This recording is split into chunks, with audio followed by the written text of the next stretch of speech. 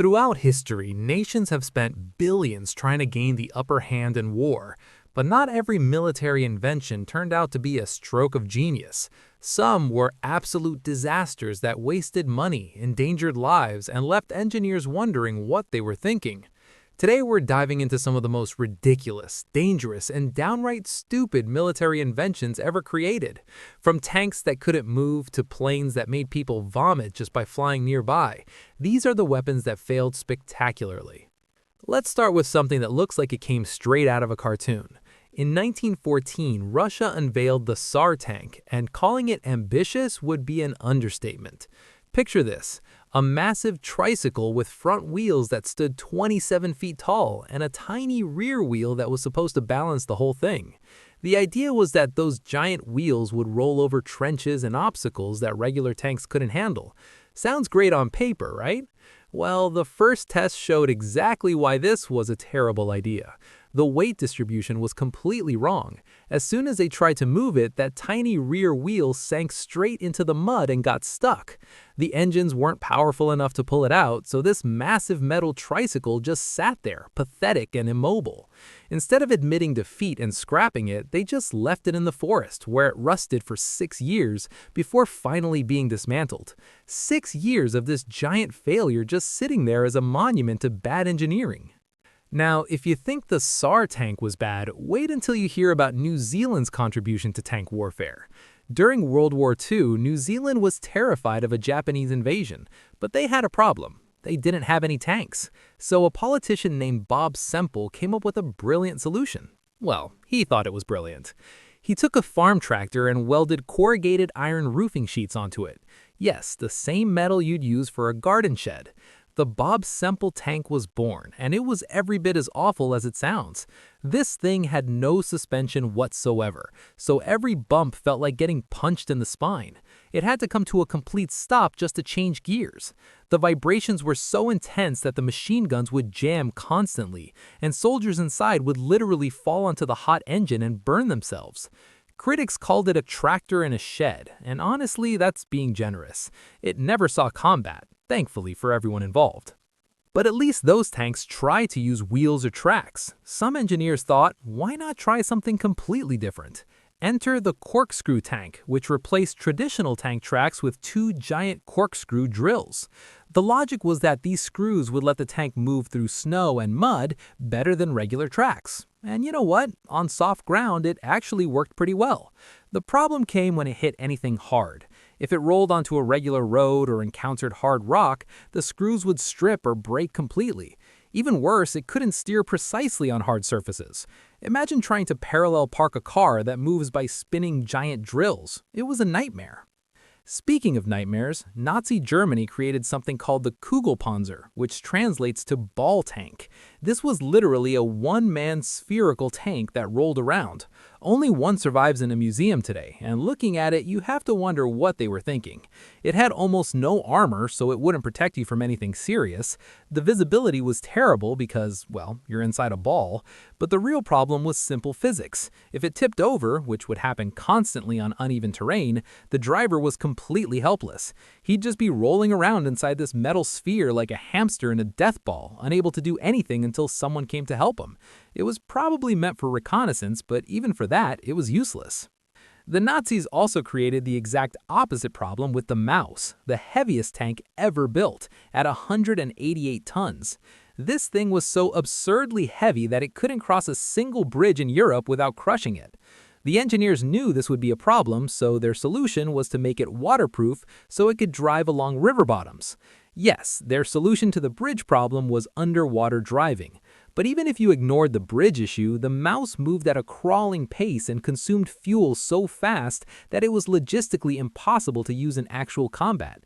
They built 2 prototypes before realizing they'd created the world's most expensive paperweight. Let's move to aviation disasters now, because the sky wasn't safe from terrible ideas either. In 1947, Howard Hughes unveiled the Spruce Goose, a massive wooden transport plane with the largest wingspan in history. By the time it was finished, World War II was over and steel was available again, making wooden planes completely obsolete. But Hughes was determined to prove it could fly. It flew once for about a mile at 70 feet altitude and then never flew again. It wasn't even a spectacular failure. It just became instantly irrelevant the moment it left the ground.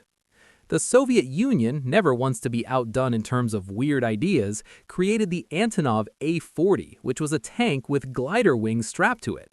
The plan was to tow this flying tank behind a plane, then release it to glide down to the battlefield. In theory, you'd have tanks dropping from the sky. In practice, the flying tank created so much drag that the towing plane started overheating. The pilot had to detach early, and while he did manage to land safely, he then had to drive the tank all the way back to base with the giant wings still attached because they wouldn't come off. Imagine being a Soviet soldier watching a tank drive past with massive wings bolted to it because nobody brought the right tools to remove them. But the absolute worst aviation disaster, at least in terms of crew safety, was the XF-84H Thunderscreech. This American plane had a propeller that spun faster than the speed of sound continuously, creating non-stop sonic booms. It was the loudest aircraft ever made. And I don't mean loud like a rock concert. Ground crews would vomit from the sound. Some had seizures. Others were knocked unconscious just from standing near it while it was running. You could hear this thing 25 miles away. The Air Force quickly realized that a plane that incapacitates your own people before it even takes off might not be the best weapon. Italy tried to break passenger records with the Caproni CA-60, a flying boat with 9 wings arranged as a triple triplane. It was supposed to carry 100 passengers across the Atlantic. It flew once, reached 60 feet in altitude, broke in half, and crashed into the lake. The structural design was too complex and the whole thing just couldn't hold together. Back to the drawing board, except there was no going back. The project died with that first flight. The United States actually tried to build a flying saucer with the Avrocar project. This was a legitimate military program to create a circular disc aircraft that could take off vertically. While it did technically fly, it had one major problem. It was stable up to about 3 feet off the ground. Any higher than that and it would wobble uncontrollably. So they spent millions of dollars creating the world's most expensive, loud, and inefficient hovercraft that couldn't even go fast. At least it looked cool in the test photos. Naval failures deserve their own special mention because the ocean is unforgiving to bad ideas. The British actually proposed Project Habakkuk, an aircraft carrier made of pykrete, which is a mixture of ice and wood pulp. This carrier would have been 2,000 feet long and nearly unsinkable. The problem was that it would melt unless you had massive refrigeration units running constantly. The cost was astronomical, and by the time they were seriously considering it, the range of land-based aircraft had increased enough to make it unnecessary. But for a brief moment, the British military almost built an iceberg aircraft carrier. Russia created the Novgorod, a perfectly circular warship. The theory was that a circular ship wouldn't roll in the waves, making it a stable gun platform. What they didn't account for was recoil. When this circular ship fired its guns, the recoil would make the entire ship spin like a top. The crew would get dizzy, and good luck hitting your target when your entire ship is rotating after every shot. It was aerodynamically and hydrodynamically a complete disaster. But perhaps the most famous naval failure was the Swedish warship Vasa. In the 1600s, Sweden built what was supposed to be the most high-tech warship of its era. The king demanded an extra row of cannons be added to make it even more impressive, which made the ship top-heavy. The Vasa sailed out of Stockholm harbor on its maiden voyage. A light breeze hit it, and it tipped over and sank less than a mile from the dock. It sat at the bottom of the harbor for over 300 years before being raised and turned into a museum. Today, you can visit it and see what happens when kings ignore engineers. Now let's talk about animal weapons, because apparently someone thought that was a good idea. The United States actually developed bat bombs during World War II. The plan was to attach small napalm devices to bats, release them over Japanese cities, and let them roost in wooden buildings before the timers went off. During a test at an American airbase, the bats escaped and roosted under the base's fuel tanks. They burned down the entire American facility. The weapon worked exactly as intended, just on the wrong country. The Soviet Union tried using anti-tank dogs, which were dogs trained to run under tanks with mines strapped to their backs. The dogs were starved and trained to associate tanks with food. The problem? They were trained using Soviet diesel tanks, but German tanks used gasoline. The dogs couldn't recognize the German smell, got confused, and ran back to the Soviet lines, blowing up Russian tanks. Imagine being a Soviet tank commander watching your own dogs run at you with explosives. The CIA spent years developing Acoustic Kitty, which was a cat with a microphone implanted in its ear and a radio transmitter in its skull. The plan was to use the cat to spy on Soviet officials. On its very first field test, they released the cat in a park to eavesdrop on two men having a conversation. The cat immediately walked into the street and was run over by a taxi. Years of research and millions of dollars ended by a taxi in the first 5 minutes. Personal weapons had their share of disasters too. Germany created the Krummluff, a curved barrel attachment to rifles that would let soldiers shoot around corners.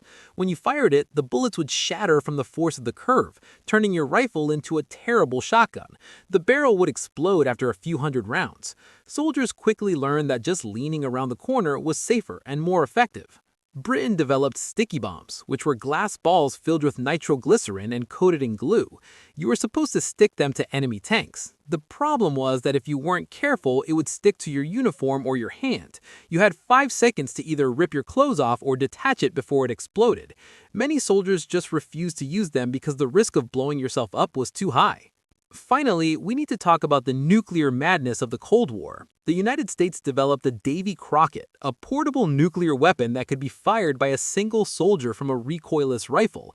This sounds empowering until you realize that the blast radius of the nuclear explosion was larger than the maximum firing range of the weapon. The soldier firing it would very likely be killed by the radiation from his own nuke. It was a suicide weapon with extra steps. Project Pluto was even worse. This was a cruise missile powered by an unshielded nuclear reactor that would fly low over enemy territory for weeks, spewing radioactive waste while making deafening sonic booms. If it crashed, it would contaminate the area for centuries. Even during the Cold War, both sides agree that this was too crazy and provocative to actually build. Military history is filled with these spectacular failures, and the common thread through all of them is that someone, somewhere, thought these were good ideas. Engineers drew up plans, governments approved funding, and workers built these things without anyone stopping to ask the obvious question: should we? These failed inventions cost billions, endangered lives, and in some cases set back military progress by years. But they also remind us that innovation requires failure. For every successful tank, plane, or weapon system, there were dozens of ridiculous prototypes that didn't work. The difference is that most of us don't have our failures turned into museum exhibits or cautionary tales told decades later. If you enjoyed learning about these military disasters, make sure to subscribe for more content like this. And let me know in the comments which failed invention you think was the worst. Was it the circular warship that spun in circles? The plane that made people vomit? Or maybe the exploding CIA cat? The choice is yours.